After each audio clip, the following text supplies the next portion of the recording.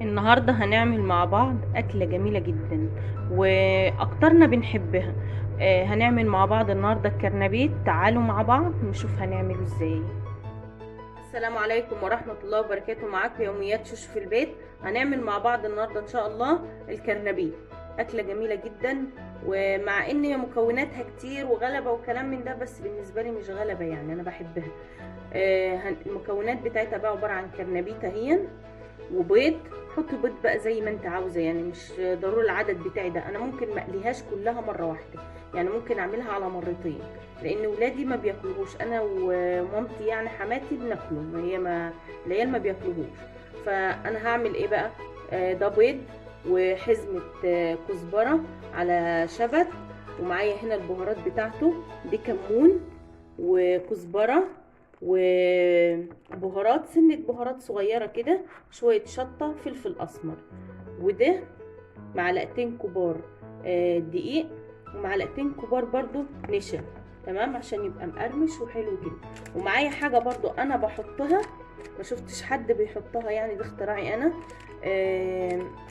فيجيتال، بحط معاه معلقتين، يعني نص الكيس كده، في قلب شفشق الخلاط، مع البيض مع التوابل مع الخضار مع الدقيق والنشا وكل ده في قلب الخلاط، بضربه كله مع بعض، تمام. بيبقى طعمه يعني ايه، طعمه حلو كده، وطعمه حاجة جديدة كده. فانا هروح دلوقتي افرع الكرنبيتة واسلقها، وهرجع معاكم تاني علشان هقلي الكرنبيت مش على البوتاجاز، هقلاه في المقلايه، تمام. احنا كنا عملنا فيها قبل كده الفراخ، قلينا فيها، فانا ان شاء الله هقلي فيها برضو النهارده. بتخلي الكرنبيت جميل جدا، وكله متحمر وناشف وجميل جدا. انا هروح دلوقتي اسلقها وهرجع ان شاء الله معاكم تاني. دلوقتي قلت اشغل القلايه، يعني اجهز زيتها وحاجات كده، يعني على ايه، على ما الكرنبيت لسه الميه مغلتش. دي القلايه بتاعتي اهي، عبارة عن حلة تحت اللي هي دي، ده قاع كده بنحط في قلبه الحلة دي، تمام. انا غسلها بقى ومجهزاها. ان انا بصفي برضو الزيت على طول، ما بستخدموش برضو كتير. ودي اللي بتسخن الزيت، دي بنحطها كده في قلب الزيت، وبنفضي الزيت طبعا. وبنحط دي بقى في قلب الزيت كده. وهوريكم برضو، يعني انا هوريكم برضو. اما الحاجه بتبتدي يعني ما بحط الحاجه، انا بحطها الاول الشبكه دي في قلب الزيت عشان تسخن، عشان اول ما احط فيها الحاجه ما تلزقش، دي معلومه برضو. وبعد الحاجه ما تتحمر بطلعها هنا كده تصفى خالص وتنزل زيتها، وبعدين بفضيها في قلب الطبق. فانا دلوقتي حبيت بس اوريكم شكلها، واوريكم انا بعملها ازاي وبشغلها ازاي. هي فيشتها دايما في الكهرباء، انا ما بشيلهاش، جوزها حاططها لي، ما شلتهاش تاني، تمام. وهفضي بقى دلوقتي الزيت. اهي ازازه اهي، يعني هي دي اصلا دي بتاخد ازازتين من دي، او ازازتين ونص، 3 كمان لو عندك بزياده، تمام. بس لو كترتي اكتر بتدلدق بقى وبيفور وبيوقع منها. فانا يعني علشان ما تبص مني او كده، انا بحط منها ازازتين بس. انا دلوقتي ايه، عندي شويه زيت برضو هحطهم مع الازازه دي. فهستنى بس لحد ما الكرنبيت يستوي شويه، واسيبه يبرد 5 واحط في البيض، وهوريكم كل الخطوات مع بعض. بس انا حبيت الاول اوريكم المقلايه بتاعتي، تمام. جميله جدا، بتقشري بطاطس وترمي في قلبها وكل حاجه. بس اهم حاجه ان انت تصفي الزيت على طول، يعني ما تركنهوش فيها وتسيبيه بالحاجات بقى اللي نازله في بيض، حاجات من دي. صفي على طول ونضفيه، ولما يتقلى فيه 3 مرة، يعني انا بقلي فيه 4 مرات الصراحه، مش هقول لكم مرتين وبرمي الزيت، لا يبقى انا كدابه. انا بعمل فيه يعني مثلا 3 4 مرات، والخامسه دي خلاص كده هو الزيت ده خلاص. بستعمله في ايه بقى؟ بعمل به صابون اللي انا صورته لكم قبل كده. ما برميهوش برضو، خساره يعني. فانا هروح دلوقتي اشوف الكرنبيت، احط في الميه السخنه عشان هي غلت، وهرجع معاكم ان شاء الله عشان نقلي فيها بقى. احط دلوقتي البيض في شفشق الخلاط. انا ما عملتش الكرنبيته كلها، ما سلقتهاش كلها. واحط النشا واحط الدقيق، كل ده هيتضرب في شفشق الخلاط. طبعا مش هحط الدقيق كله، مش منه يجي معلقه. وهحط التوابل والخضار مش هحطه دلوقتي عشان مش عاوزاه يتفرم قوي، انا عاوزاه يبقى خشن برضو شويه. ماشي، فانا مش هحطه الا لما اضرب البيض الاول. هاخد من دي معلقه كبيره كده، احطها في شفشق الخلاط اهو. هروح بقى اضربهم في الخلاط وارجع معاكم تاني. احط البيض مع الدقيق مع النشا مع التوابل، احط بقى الخضار واروح تاني في الخلاط اضربه تاني ايه ضربتين كده، مش قوي لان انا مش عاوزه الخضار يبقى ناعم قوي. تمام، فانا همسكه دلوقتي اقلبه في قلب الشفشق علشان لما اروح اضربه ما ياخدش وقت معايا، ويبقى اللي فوق لسه واللي تحت اتفرم قوي، يبقى كله زي بعض اهو. بس كده. وانا هنا سلقت الكرنبيت اهو، وعملت هنا بطاطس صوابع، قلت يبقوا جنب الاكل، يعني احنا بنحبها جنب الكرنبيت. خرطتها طبعا، حطيت عليها شويه شطه وشويه خل وشويه ملح وشويه كمون. هنقعها شويه وهحمرها قبل ما احمر الكرنبيت. هضرب ده في الخلاط وهرجع اوريكم تاني.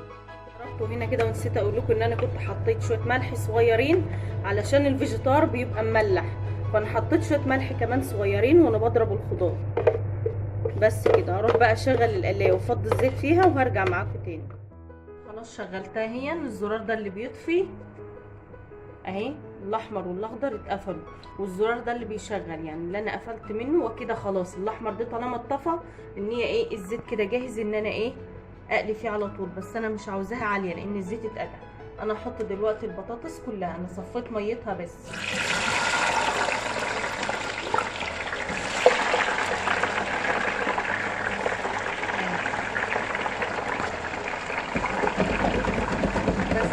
هسيبها بقى لحد ما تتحمر وهرجع اوريكم لما يتحمر. انا دلوقتي خلاص حمرت البطاطس اهي.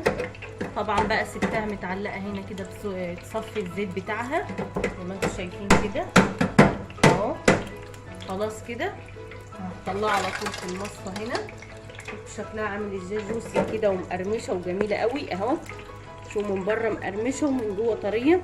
عاوزه اقول لكم على حاجه برضو، لما تطلعي بطاطس او تقلي اي حاجه ما تطلعهاش على المناديل، لان انت لو طلعتها على المناديل هتطرى، لكن انت طول ما انت سايباها في المصفى هنا هتصفي الزيت اللي فيها وايه، وهتفضل ناشفه ومقرمشه. تمام زي ما انتم شايفين كده ناشفه خالص اهي. هنرش عليها بس رشه ملح صغيره كده وكفايه قوي. انا دلوقتي هروح احمر الكرنبيت. انا دلوقتي هاخد الكرنبيت اللي انا سلقته اهو، تغمسيها كده في قلب الخلطه بتاعتها اهو. صفي طبعا كده عشان ما ينزلش طبعا في قلب الزيت. بسم الله اهو. انا مش هكتر في قلب المقلايه، انا احط بس ايه 3 أو 4 بالكتير قوي علشان ما يبقاش كله فوق بعض في المقلايه كده اهو. وتفردي بعيد عن بعض زي ما شفتوا كده. هحط كمان واحده هنا كده. خلاص كده اهو، حطها هنا كده زي ما شفتوا كده. انا هسيبه بقى لحد ما هاجي اقلبه على الجنب التاني وهوريكم برضه. زي ما شفتوا كده في المقلايه شكله جميل ازاي، يعني حتى هو في قلب الزيت شفتي ناشفه كده، مش في قلبها زيت وشاربه زيت كتير كده وكلام من ده. شفتوا شكلها عامل ازاي؟ يعني اللي عنده مقلايه يستخدمها عشان كمان الكهرباء وكلام من ده، بس احنا مش كل يوم بنستخدمها، يعني احنا كل فين وفين لما بنقلي فراخ بنقلي كرنبيت بنقلي حاجات من دي. مش هقول لكم ان انا بشغلها كل يوم، يعني ده كل فتره كده. تمام. شفتوا شكله عامل ازاي؟ شفت الحته اللي هنا البيضه اللي هو مش عارف بتسموه ايه كده، اللي هي هنا دي ناشفه ومتحمره وجميله. وشوف شكله عامل ازاي، يعني شويه وهطلعه خلاص كده ومقرمش. شفتوا يعني مخرفشه خالص اهي في قلب الزيت، جميله جدا. انا هكمل بقى كله وهرجع برضو ان شاء الله هبقى اوريكم تاني، بس عشان ايه راحه الدرس مستعجلاني اصلا ويلا يلا يلا كل شويه، فانا ايه اقفل معاكم بقى كده واطلع دول وهصور انا معاكم بقى.